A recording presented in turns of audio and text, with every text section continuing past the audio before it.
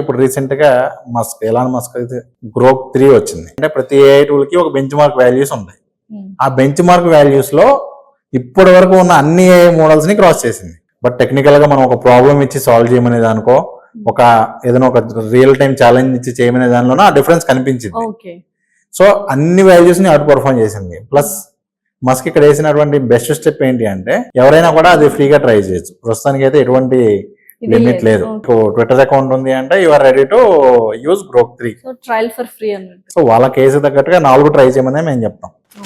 ఉన్న వాటిలో బెస్ట్ అయితే ప్రెసెంట్ ChatGPT, DeepSeek, నెక్స్ట్ అలాగే గ్రోక్, అలాగే క్వెన్, అలాగే ఇమేజ్ జనరేషన్ వచ్చరికి లియోనార్డో కానివ్వండి, ఇలా మిడ్ జర్నీ కానివ్వండి. నెక్స్ట్ అలాగే వీడియోస్ జనరేట్ చేయాలి అంటే సోరా బాగుంటుంది.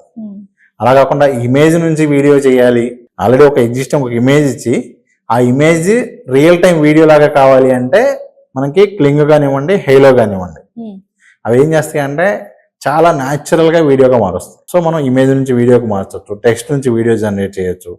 ఇప్పుడు కొత్తగా ఎలిమెంట్స్ అనే ఫీచర్, 4-5 ఫొటోస్ ని కలిపి అన్నిటిలోంచి ఒక వీడియో రావటం, ఇది కూడా మనకి క్లింగ్ లో ఉంది, హేలోలో ఉంది.